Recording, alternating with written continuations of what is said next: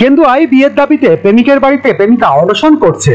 এই অনশনের ঘটনাটি উপজেলার গাড়াডোবা ইউনিয়নের বাসাটি গ্রামের মিয়াপাড়ার বিল্লাল মিয়ার বাড়িতে ঘটেছে। জানা গেছে, বিল্লাল মিয়ার ছেলে নাইমকে ভালোবাসে একই ইউনিয়নের টাঙ্গুয়া গ্রামের এক মেয়ে, বয়স 14। ওই প্রেমিকা বুধবার সকাল 10টার দিকে নাইমের বাড়িতে এসে বিয়ের দাবি জানিয়ে অনশন করছেন। এ বিষয়ে প্রেমিকা বলেন, 1 বছর আগে তার বোনের বাড়িতে নাইমের সঙ্গে পরিচয় হয়। পরিচয় সূত্রে মোবাইল নাম্বারের আদান প্রদান হয়। একসময় প্রেমের গভীর সম্পর্ক গড়ে ওঠে। নাইম তাকে বাড়িতে আসতে বলেন। তার কথা মতো আমি নিজ বাড়ি ছেড়ে নাইমের বাড়িতে আসি। আমি আসার পর নাইমকে বাড়িতে না পেয়ে নাইমের বাড়িতে অবস্থান করছি। নাইমের সঙ্গে বিয়ে না হওয়া পর্যন্ত আমি এ বাড়ি ছেড়ে যাব না।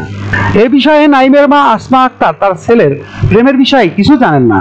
এছাড়া তিনি বলেন, আমার ছেলেও এ বিষয়ে কিছু জানে না, তবে ছেলে পছন্দ করলে আমাদের কোনো আপত্তি নেই।